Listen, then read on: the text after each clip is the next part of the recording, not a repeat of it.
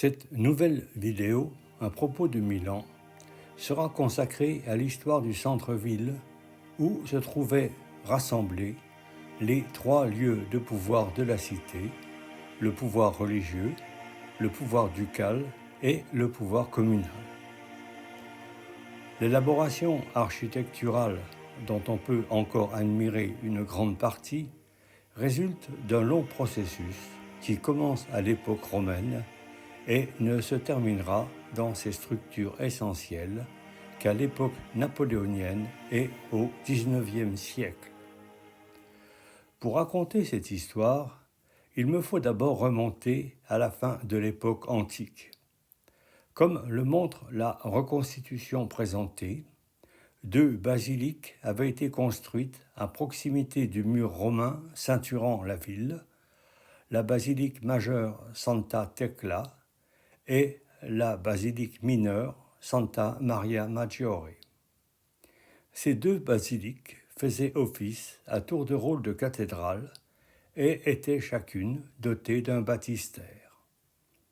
Au XIIe siècle, elles étaient entourées d'un grand nombre de boutiques qui occupaient toute la place, faisant de celle-ci un lieu de marché encombré et actif. Il existait aussi, près de la cathédrale, un bâtiment servant d'archevêché.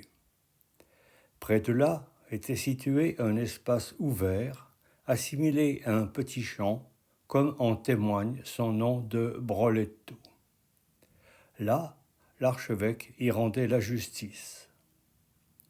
Lorsqu'au XIIe siècle, Milan se constitua en république autonome dirigée par un gouvernement oligarchique de 23 consuls, le Broletto fut tout naturellement utilisé pour les assemblées et prit le nom de Broletum Consularis. Un bâtiment à deux niveaux y fut construit. Le premier niveau était utilisé lors des réunions du Grand Conseil, le second était réservé aux consuls. Le plan suivant correspond à la situation au milieu du XIVe siècle. Il témoigne de trois évolutions qui modelèrent une nouvelle physionomie à la place et au centre-ville. En premier lieu, il fut décidé en 1228 de déplacer le Broletto, lieu où siégeait le gouvernement. On disait en effet que ce champ était trop près de l'archevêché et que le prélat, de sa fenêtre, pouvait tout entendre de ce qui se disait. À cette époque, en effet, les archevêques aspiraient encore à la domination de la cité et interféraient fréquemment dans le fonctionnement des institutions communales. Le Broletto Nuovo fut aménagé à une centaine de mètres de la basilique Santa Tecla, après expropriation des maisons et palais construits sur le site. Comme le montre le plan, c'était un bâtiment établi autour d'un portique central, ouvert par 5 portes, permettant l'accès aux 6 quartiers de la cité. L'emplacement primitif du Broletto prit le nom de Broletto Vecchio. Le bâtiment où se réunissaient les consuls et les assemblées resta inoccupé jusqu'à la prise de pouvoir de Matteo Visconti en 1289. Celui-ci, élu seigneur de Milan, s'installa dans l'espace du Broletto Vecchio et y fit bâtir sa résidence.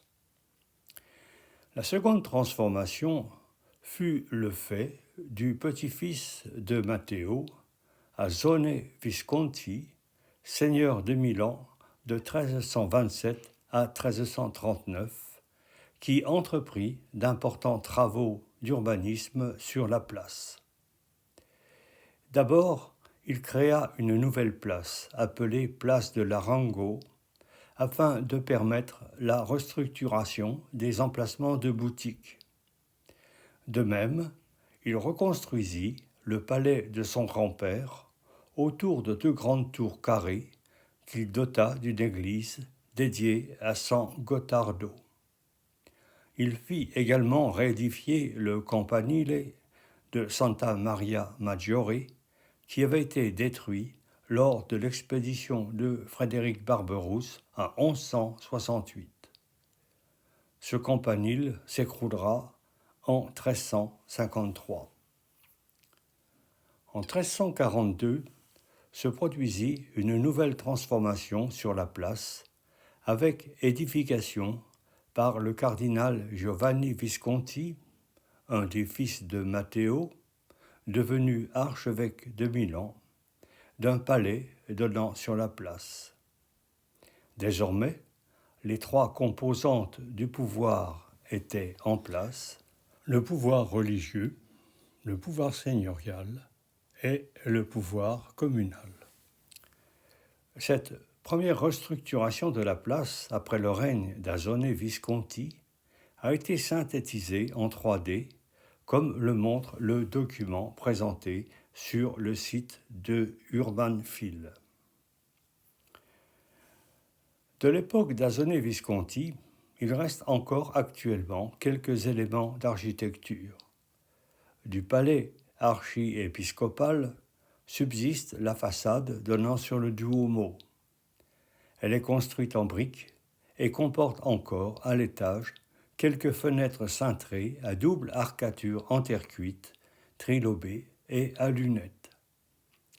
On peut aussi penser que le haut mur du premier niveau ne comportait que quelques rares ouvertures.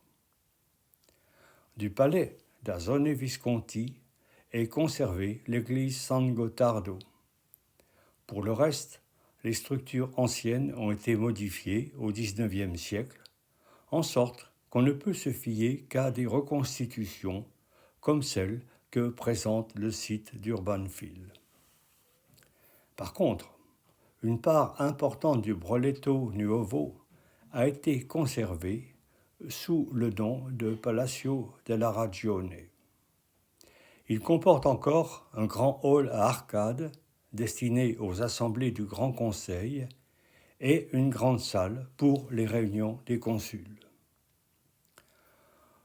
Le reste des instances communales et urbaines étaient installées dans les bâtiments entourant le Palacio della Ragione.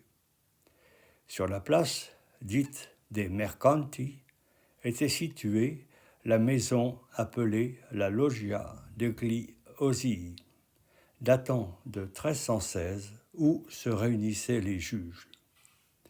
La façade de la maison comporte une double hauteur d'arcade ainsi qu'un entablement comportant, entre autres, les armoiries des 6 quartiers de la cité, nommés selon les portes qui leur correspondent. Au centre de la façade était située une loggia où étaient lues les proclamations de justice et en particulier les condamnations. C'est aussi sur la place, devant cette loggia, que se faisaient les exécutions. Sur le devant de la loggia sont sculptés 2 biscione, les armoiries des Visconti et un aigle tenant un sanglier laineux, ancien symbole de la cité. Sur le corps de l'aigle est écrit le mot « Justitia ». Sous le portique de la Casa Panigaroli se tenaient les changeurs et les notaires chargés des actes commerciaux. Dans cette maison étaient conservées les archives des transactions commerciales. À l'étage, une seule fenêtre datant du XIVe siècle est conservée. La Piazza dei Mercanti était aussi pourvue d'une tour, pourvue de 4 cloches qui faisaient le pendant des cloches du campanile. Ces cloches communales annonçaient entre autres les incendies, les victoires, ainsi que les condamnations à mort. Cette tour était située au-dessus du palais des jurisconsultes. Elle a été reconstruite au XVIe siècle. Actuellement, une partie de la place a été démolie afin de créer une vaste artère reliant le Castello Sforza à la Plaza dei Duomo, ce qui a complètement dénaturé le site. En 1385 fut prise une décision capitale qui va complètement transformer la physionomie de la place, la construction d'une nouvelle cathédrale. Ce sera l'objet de ma prochaine vidéo.